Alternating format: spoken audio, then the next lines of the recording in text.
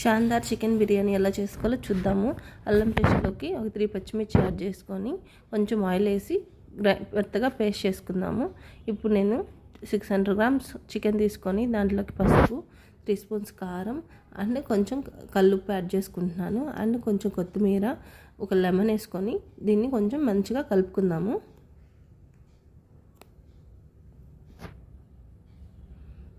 ఇప్పుడు దీంట్లోకి ఒక 200 గ్రామ్స్ పెరుగు అండ్ ఒక గుప్పెట్ నిండా ఫ్రైడ్ ఆనియన్స్ కూడా వేసుకొని మంచిగా కలుపుకుందాము. దీంట్లోకి ఒక 100 ml హాట్ వాటర్ వేసుకుందాము. అండ్ దీంట్లోకి ఇప్పుడు మనం ఒక స్టార్ పువ్వు, 4 లవంగాలు, ఒక దాల్చిన చెక్క, ఒక 5-6 యాలకులు వేసుకొని ఒక స్పూన్ షాజీరా వేసుకుందాము. దీంట్లోకి మనం గ్రైండ్ చేసుకున్న పేస్ట్ కూడా యాడ్ చేసేసుకొని మంచిగా కలుపుకుందాము. ఇప్పుడు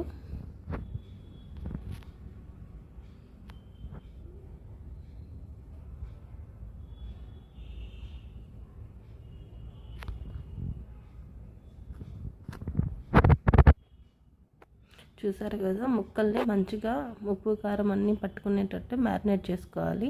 దీంట్లోకి ఇప్పుడు మనం ఫ్రైడ్ ఆనియన్స్లో వేయించుకుంటాం కదా, ఆ నూనెని యాడ్ చేసుకొని కొంచెం గీ కూడా యాడ్ చేసుకుందాము. ఇప్పుడు ఒక కుంకుమ పువ్వులు ఒక 10 రెమ్మల వరకు వేసుకుందాము. దీన్ని ఒక 3 అవర్స్ నానబెట్టుకోవాలి.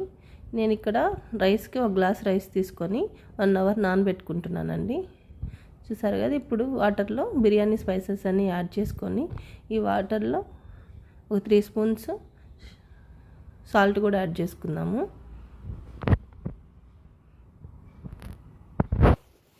అండ్ ఒక లెమన్ కూడా వాటర్లో పిండేసుకుందాము.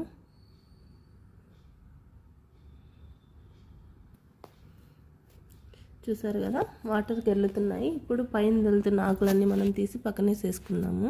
ఇప్పుడు ఈ వాటర్కి వెళ్ళినాక నానబెట్టుకున్న బియ్యాన్ని ఇందులో వేసుకుందాము. కొంచెం ఆయిల్ యాడ్ చేసుకుంటే అన్నము మెతుకులు అనేది తగులుకోకుండా ఉంటుంది. రైస్ 60% ఉడికినాక మనము మ్యారినేట్ చేసుకున్న చికెన్ మీద వేసేసుకుందాము.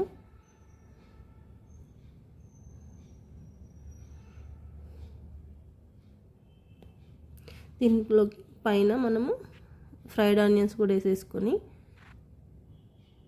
కొంచెం గీ కూడా పైన వేసేసుకుందాము. నేను దీంట్లోకి కుంకుమ పువ్వుని హాట్ మిల్క్లో కొంచెం సేపు నానబెట్టినానండి, దాన్ని మనం పైన పోసేసుకుందాం. ఇప్పుడు అంతే. ఇప్పుడు మూత పెట్టి సిమ్లో పెట్టుకొని ఒక 1/2 అవర్ కానీ ఉడికించుకున్నామంటే షాన్దార్ చికెన్ బిర్యానీ రెడీ అయిపోతుంది. చూసారు కదా, గుమగుమలాడే షాన్దార్ చికెన్ బిర్యానీ రెడీ. టేస్ట్ అయితే మాత్రం చాలా అంటే చాలా బాగుంటుంది. ఒకసారి ట్రై చేయండి.